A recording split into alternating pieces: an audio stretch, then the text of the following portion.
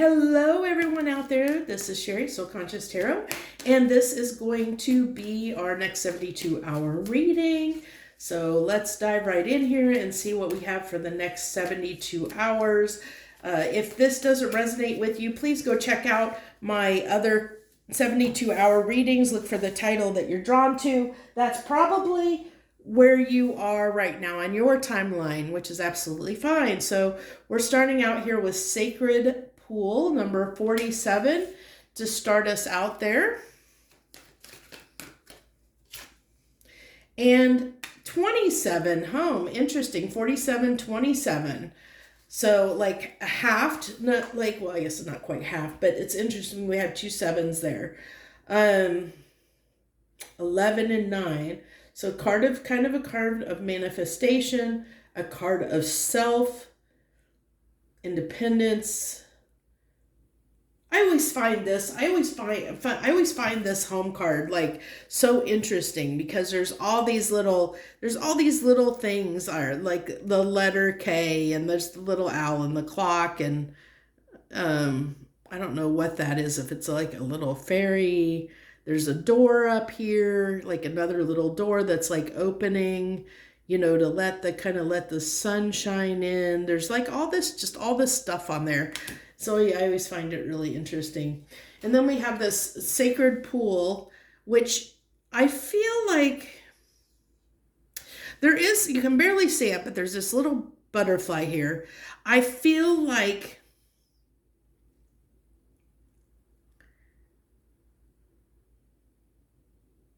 I'm getting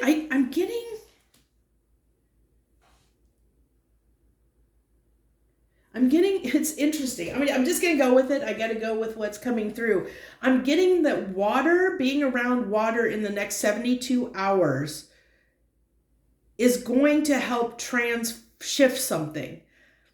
I don't know why, but that's coming through. And I think that it has to do with it's going to help us feel. I'm getting secure, but I don't know if that's the word I want to use. Well, that was really interesting. So I sat back. I sat back, and like when I was looking at this card at first, I didn't notice like there's these two really dark shadows. And when I kind of sat back, it looked like there was like these two shadows, like trying to encrowd upon the light. What really crazy messages kind of coming through there. But it's almost like the shadows are trying to engulf the light, and it's like the light is pushing back the shadows and keeping them at bay almost. It's really interesting, the dynamic I'm seeing right now. So it's kind of like, it's almost like the energy right now is helping to keep our shadows at bay. So everything is kind of like, might be a little bit rosy, or we might be more optimistic than we normally are, to allow us to see what something could be if under the energy, like if we were to incorporate this into our life, whatever it is. So it's like we're almost getting a glimpse of something, of what something could be, what we could feel, what we could be, what we could do. It's almost like a very daydreamy energy where it's almost like a wish or a dream, but it's going to feel real. Like over the next few days, it's going to feel real. It's going to feel like this is my life. It's going to be a false illusion though, because it's going to be like, you're going to feel really, really good and feel like, oh man, I wish my life was like this all the time.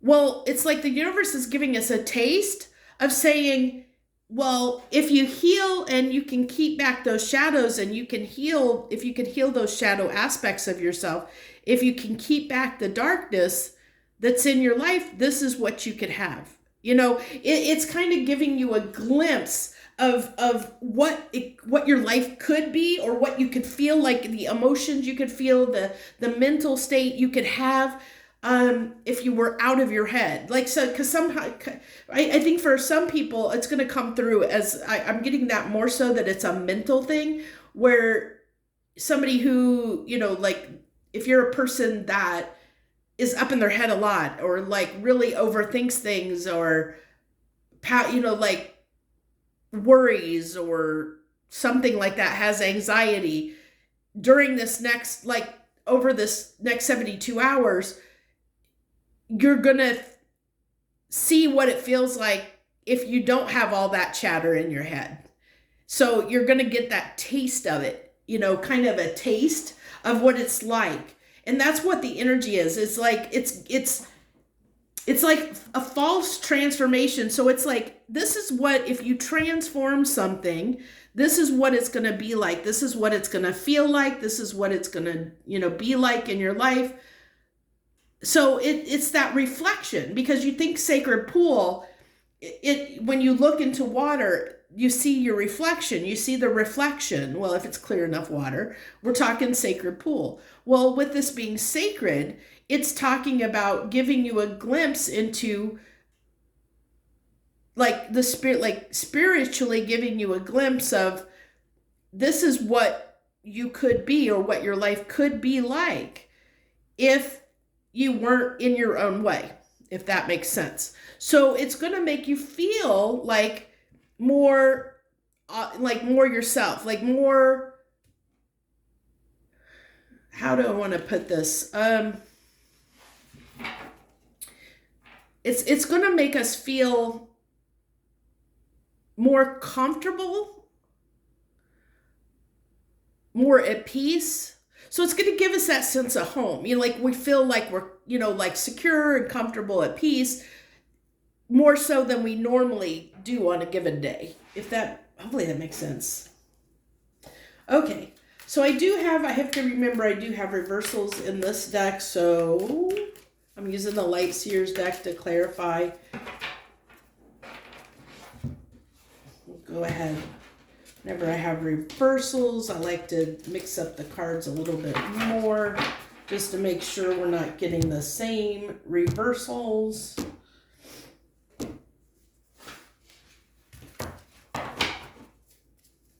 Sun at the bottom of the deck.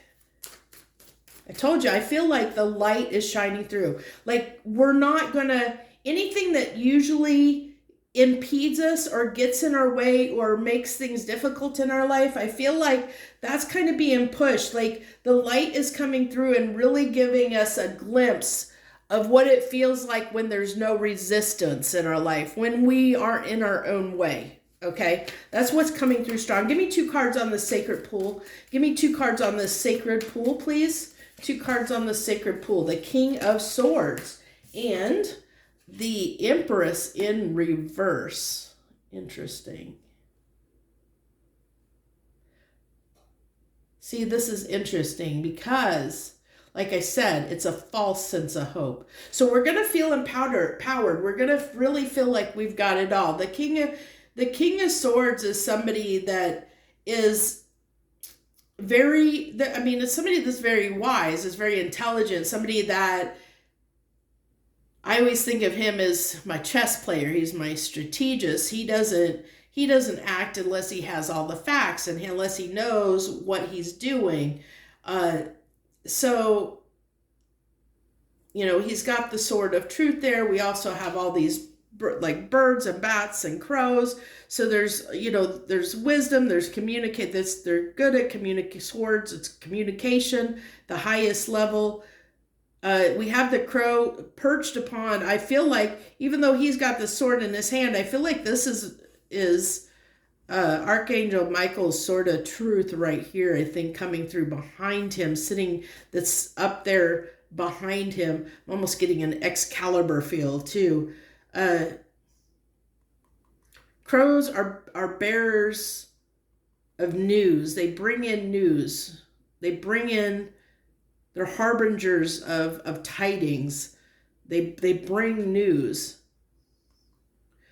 So it is that clarity, like, it is that light that's coming through to give us clarity where we would normally be confused or confuddled. Or I'm getting, for a lot of people, it's that mental clarity, because I feel like it's going to be more noticeable, I think, for people that have a lot of mental chatter normally, that tend to be up in their head a lot. It's really clearing your mind up at this time, where you're going to be able to see things and understand things like you never did before. But the caveat to that is it's temporary. It's like only the universe is giving you a taste, a glimpse. So you have to keep that in mind. And I think that's why the Empress is coming out in reverse, because because it is kind of a false illusion. Now we can, if we incorporate this into our life, if we take this glimpse that we're getting and we do something about it and incorporate it in our life, then of course, then it becomes the Empress upright, because now we're empowering ourselves. Now we're taking that knowledge that we gained through that clarity, and the knowledge that we gained, the King of Swords, all about knowing the facts, knowing what we need to do before we take action.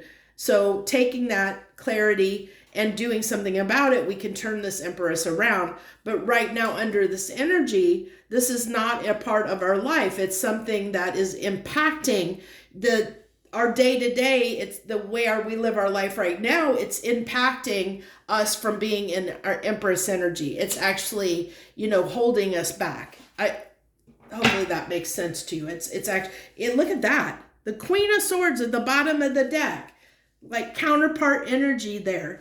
So it could be actually giving you clarity on a situation as well, or like a relationship situation as well. Like maybe you realize either someone is your counterpart or somebody is not your counterpart, possibly during this period. There might be something that comes through that you realize, now that you're out of your head, maybe you realize something about somebody you have a relationship with, whether they're for you or they're not for you. That's coming through. Okay, give me 2 cards on this home. Give me 2 cards on this home card. The Death and rebirth. That's, I told you, transformation. There's that transformational energy. I pointed that butterfly out for a reason. Butterflies are about transformation. It really is. There is this need to, it's giving you the opportunity to put an end to something, but by showing you, by giving you that taste of it, so that hopefully you do transform it in your life. But it's going to be, we all have free will. So, whatever we decide, each person's going to decide whether they do something about it or not, whether they work on it or not, whether they put it into action or not, whether they're willing to bring this together, come together and do something about it. This is building the foundation, this is the building blocks toward the 4 of Pentacles, which is, the card of stability and home. So, we're building toward that. We have to start somewhere, and this is where we start. We start at 3 of Pentacles. That's putting it into practical application and putting it together. And I think I want to, I'm just curious. Give me a clarification card on this Death and Rebirth. What are we transforming? What are we transforming here? Where'd that? Oh, I think 2 cards fell on my ankle, caught them.